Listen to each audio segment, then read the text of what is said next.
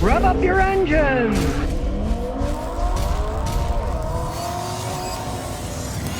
Okay, this 99 Honda Accord looks worse for wear. The paint's fading, but the car isn't. It has 320,000 miles, and it's only the second owner. His parents bought it when it was 2 years old. He's been driving it. Now it has 320,000 miles on it. As we look under the hood,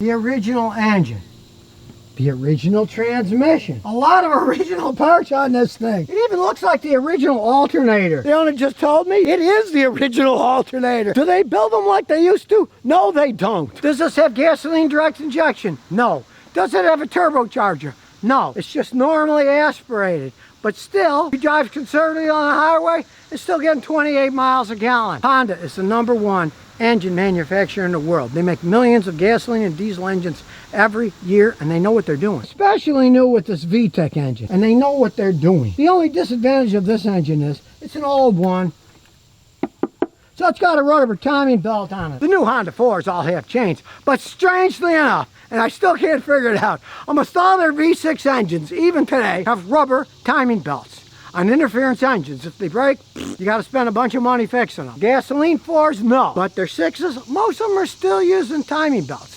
Honda, Acura, same company. I can't figure it out, but I guess they just don't want to change. So, well, look, if you don't know what this is called a distributor because it distributes the spark to the engine. So the only thing you got to replace are these spark plug wires in the spark plug. It doesn't have computer ignition coils and all that stuff.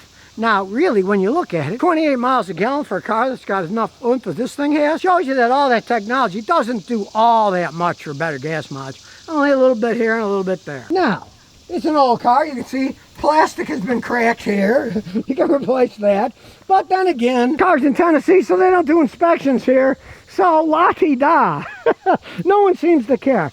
And yeah, they didn't paint these great. You notice all the sun parts, the trunk, the roof, the hood, they're faded away. You know, they just didn't paint them correctly. The clear coat was done wrong. You can see the sides are still pretty good. But to me, it's a badge of honor. If this were mine, I would have it cleaned up and then clear coated, and it would be a rat Accord. That it would have the patina, but it wouldn't rust anymore. It would be a little bit shinier. I think people should start doing that with all their old Japanese cars. Don't spend a fortune having it stripped onto the bare metal and repainted. That's dumb. Just have it secured and clear coated. I think they look cooler that way anyway. Think of it as a reverse facelift for humans. I don't like plastic radiators. Plastic eventually cracks. But this is a 1999 radiator. That was a long time ago. And it looks a little funky, but it still doesn't leak. Even back then, Honda made decent plastic parts. Unlike, say, BMW, they make some of the worst plastic parts in the world. They'll crack when they're 6, 7 years old. He'd probably been through 3 or 4 radiators with one of those. Intake manifolds are made out of plastic, all that stuff breaks. So, even the plastic parts were well made, although this doesn't have that many plastic parts. Manifold's still metal, it's aluminum. Lots of metal parts, a lot less plastic. Now as we get inside, you can see, okay, you get a little wear where you sit, but these cloth seats, they can last. They can hold up quite well over time. Especially the back seats where hardly anybody sits. But still, all those years, and they're still in decent shape. Could use a little cleaning, but hey, that's not hard to do. Chrome-plated plastic is always going to wear out. Yes, believe it or not, plastic is chrome-plated. And the plating's coming off, well, you know, you could always paint it silver. And when you get inside, it's pretty utilitarian. He's added stereo system, of course, to it, but it gets all the warning lights that you need. The power windows are still working. Let's listen to the engine. All right, had a little hesitation there. Well, it is old. I don't know how old the starter is, but if it's the original one, eventually it's going to need replacing. All right, listen to the engine. 320,000 miles. It's hardly clattering at all. You can hear a tiny little click. That is it. Now, he got it from his parents, and in the last 3 years, he said he's probably put about 30,000 miles on the thing, and he really hasn't had to do much to it. Valves sound good. He never had them adjusted. He doesn't know if his parents did, but hey, it still sounds pretty good for a car with 320,000 miles on it. Now, it doesn't burn any oil. It just leaks a little bit, which is typical on these.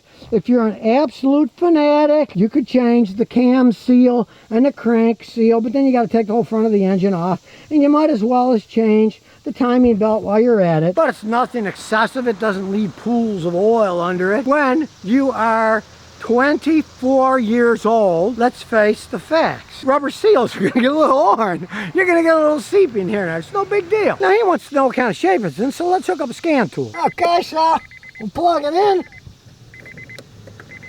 Turn the key on, do a full system scan. Take a little while because this is an old vehicle, but patience has its virtue. I'm always in a hurry to get everything done. I hate wasting time. Drives my wife nuts. If she takes more than 2 minutes to do something, I say, will you hurry up? You're going too slow. Now we'll see if there's any fault codes. EGR valve lift is insufficient. That means the EGR valve either needs cleaning or replacing. But on the other hand, it is strictly an anti-pollution device. If it was stuck open, it would be sucking air and it would idle like crap or stall out. In this case, it might be stuck closed, in which case, we really don't care. We're in Tennessee. It'll run better that way, actually. We will look at the data stream. We'll select them all, and away we go. The alternator's putting out 14.5 volts. That's good. The engine coolant's 201. That's fine. Fuel injector's pretty level, about 2.9, 3.0. Check it out. Even though this thing has 319,173 miles, in the long term, it is only adding 1.03% fuel. And that's running slightly lean. You gotta expect that. As the car ages, do you really think the fuel injectors won't get a little bit clogged up inside? But I mean, almost 99% efficiency. Not too shabby there at all. And we'll go further on. More hilariously, the short-term fuel trim is about exactly the same, 1.03, 1.04. Now that's consistency. Both the long-term and the short-term fuel trim are practically exactly the same, meaning that's running the same all the time. It's not like in the short term, maybe it's running a little bit different, and the long term is different. They're exactly the same. It's just kind of phenomenal that 1/3 of a million miles on this thing, and it's still running almost perfectly. Now, he does have one problem is,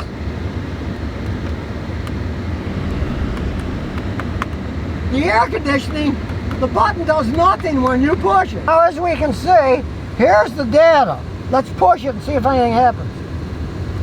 Nothing's happening at all, other than hot air's coming out of here. Even though we don't have it on hot, it's throwing out hot air. Now, this whole thing probably has a bunch of stuff wrong with the AC. He said it started blowing warmer and then not cold air at all. We was driving on the highway a long time ago. But the controls are doing nothing. You can't turn it off of the heat. So I'm pretty sure the control module's bad. The only problem with that is this is so old. I can't get into that kind of data. On a modern one, I could get my big fancy scan tool. I could do bi-directional testing. Can't do this on this. You got to do everything manually. But I'll get the gauges out to check the pressure. So we'll get our gauges. Hook them up here. And to me, a totally unexpected thing happened. This baby actually is overfull with refrigerant. I thought it would be empty, but it's overfilled.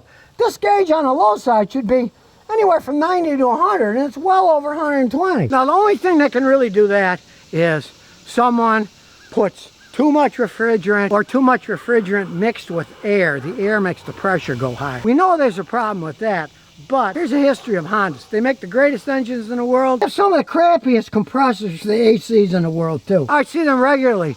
Breaking the main shaft, coming off the clutch, it'll fly off the car. They hear a clang, what was that? Then they look, the belt flew off, and the only thing on the compressor is the inside. The shaft broke and flew off. They don't make their own AC stuff. They buy it from different companies. And they've made bad decisions over the years. Now, this one really wouldn't be worth going into for the fact that it's still stuck on heat. It wouldn't matter whether the AC was overfilled, underfilled, completely empty. I could still turn the heat off and have outside air, and you can't. The module system is broken on this, and they are so complicated, and a lot of the parts, this is a 99, aren't even available anymore. Then you go to a junkyard, what are you buying? You're buying a 24-year-old part.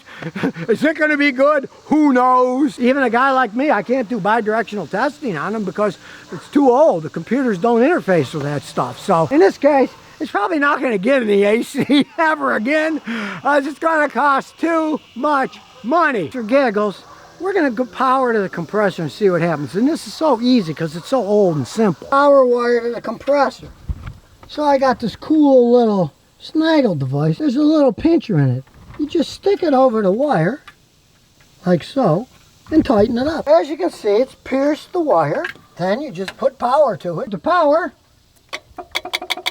that's the compressor. You can see it's clicking. Here goes nothing. We'll start the car.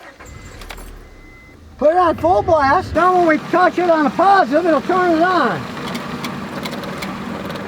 You can see it strains the engine a whole bunch. Now the pressure has gone down some, but you can see it's going back up. It's way too high.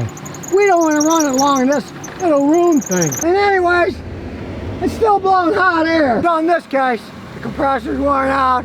The module's worn out. It's not worth going any further on this thing. Now he's happy to hear that because his father found a guy who said, oh, I can fix it for $400 or $500.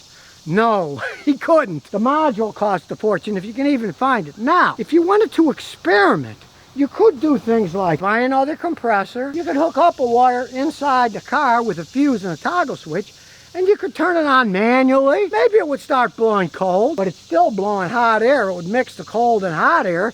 You'd have to fix that, which entails taking the dash apart. So on this thing, my advice, better leave an old Honda alone when it comes to air conditioning. Unless money is no object. I had a customer in Houston, had no preload. He put thousands of that thing. And it was still a money pit because there were parts you couldn't get new.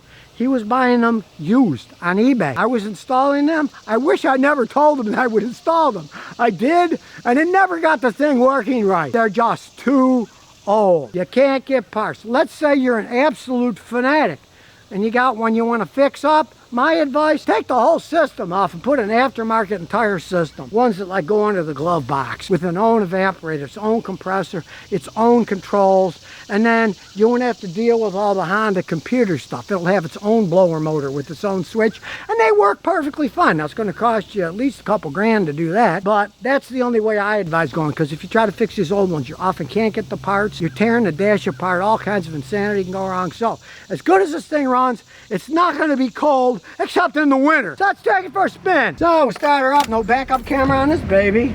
We'll turn that off. At least it'll slow the heat from getting inside. This thing still runs pretty smooth. Still handles decent. No, it's not a race car. The newer ones handle much better, but for its age, hey, you can't complain. And feel those shifts.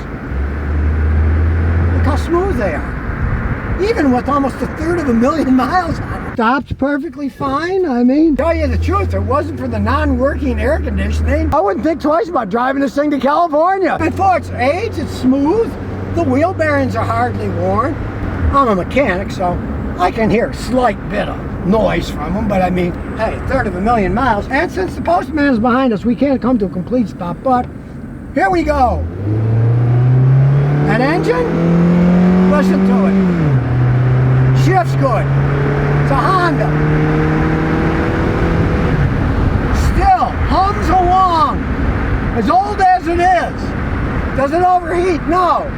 So what if the EGR blade is on because the stupid thing isn't opening right? This thing doesn't run that different than it did the day it came off the factory floor, to tell you the truth. Look.